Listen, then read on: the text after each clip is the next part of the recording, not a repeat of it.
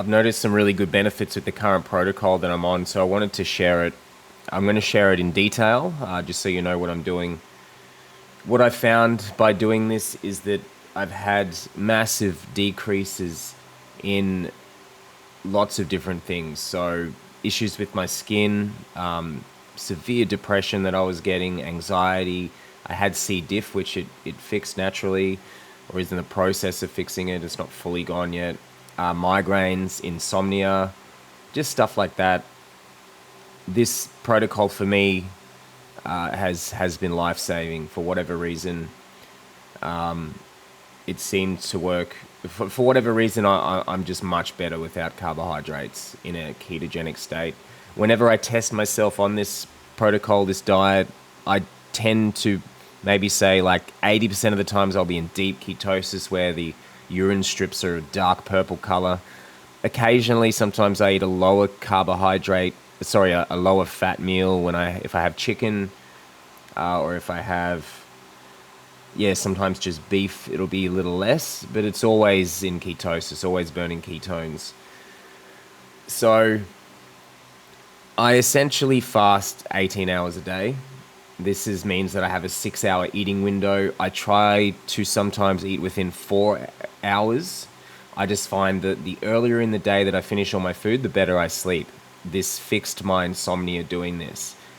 So when I wake up, the first meal I eat is at 8 a.m. and I'll eat half a kilo of beef. Usually it's ground beef or mince, they call it here in Australia.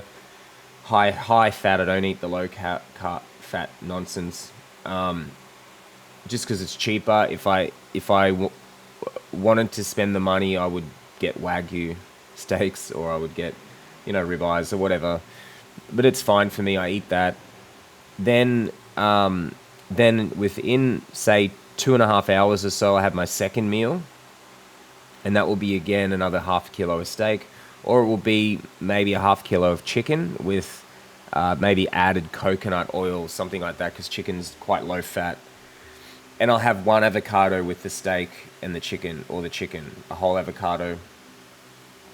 And then a couple of hours later, by 2 p.m., if I need it, usually, well, not usually, but sometimes I like to finish everything before 12. But if I need it at 2, I'll probably have something like coconut yogurt, low carb. So usually it's the lowest carb I can find. And it's high fat. These things have quite high fat. And I tend to not react too badly to the probiotics put in them. They can give me poor reactions. And yeah, usually by then I'm really full and fine for the rest of the day. I won't eat until the next day. So it's a good 18-hour fast. In terms of the supplements that I take, before I go to sleep, I'll have magnesium glycinate and 3 grams of glycine. This pretty much knocks me out. I've been doing it for a fair while. It's very good. It's not necessary, the glycine. You can just have the magnesium glycinate. It's fine. It's still pretty good. This works so well for sleep for me. Glycinate is absorbed very well, so it doesn't cause me any diarrhea or anything like that. And during the day, I take magnesium threonate. I find it's a more productive kind of magnesium where I can focus and it sort of clears my brain. I'll take it maybe 1 or 2 times. It's just in these pill forms, maybe in the morning, in the afternoon. I don't take more magnesium than that. I find it has an addictive quality physically, where the body will start to dump magnesium and I get muscle twitching and things like that. So I have to moderate magnesium, make sure it's never too much, not too little, because then depression can come back, especially in a ketogenic diet.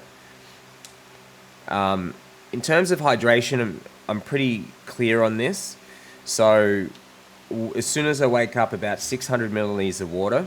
In the water, I never drink tap water, so it's always spring water or some water like that. I'll put in there 1/8 of a teaspoon of sodium and 1/8 of a teaspoon of potassium. You can get these light salt type things in the supermarkets here that have half and half, approximately magnesium, potassium. 1/8 of a teaspoon of both in every time I drink this water. I'm drinking this water every 2 hours for 5 or 6 times a day, depending on if I'm exercising or not. It's good to stop drinking it a fair few hours before you sleep, otherwise you've got to wake up and use the bathroom. This for me takes care of the keto flu. It gives you energy. If you want, you can actually double the electrolytes in it. Put a quarter of a teaspoon of each in there. I think there's a bit of a boost in energy, but the taste isn't the best, so I tend to just do an eighth, and it's fine for me. It works. But if you want a bit more energy, put some more in there. If you want it at the gym or before the gym, it's fine. This takes care of so many problems, and when you're in ketosis, especially when you first start, keeps your energy consistent, stops a lot of the other problems. So definitely important to do this. Hydrating properly with the electrolytes in there, the salts in there. And that's pretty much it. The biggest thing is that eating as far away from the sleep time as possible. When I first started doing it, I really it was really strange not eating dinner, but now I don't care. Like, even if I go out with friends and stuff, I sometimes won't even eat dinner. I'll just sit there not eating, and it's honestly weirder for them at this point than it is for me, because you're just there to talk, right? You don't have to have food in front of your face to talk to people. So I just don't eat dinner, and I got used to it, and now it's just normal, and I sleep awesomely, especially with those supplements.